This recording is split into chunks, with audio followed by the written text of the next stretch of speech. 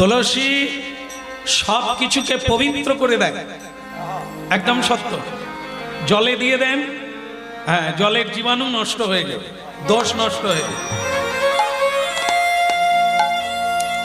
খাওয়ারে তুলসী দিয়ে দেন, খাওয়ারে যে দোষ আছে ওটা কেটে দেবে। এই জন্য ভক্তগণ তুলসী দিয়ে প্রসাদ পান, ভগবানকে দিলে তুলসী দিয়ে ভোগ নিবেদন করে। বাড়ির সামনে তুলসী বৃক্ষ রাখে, এটা হচ্ছে বৈজ্ঞানিক দিক। বাড়ির সামনে তুলসী বৃক্ষ থাকলে বৈজ্ঞানিক দিক থেকে কি হয়, এটা মঙ্গলের কথা নয়, এটা হচ্ছে ভালোর কথা।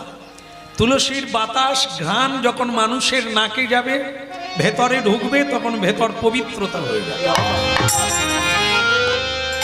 হ্যাঁ, অনেক রোগ ভালো হয়ে যায়, রোগের প্রতিষেধক।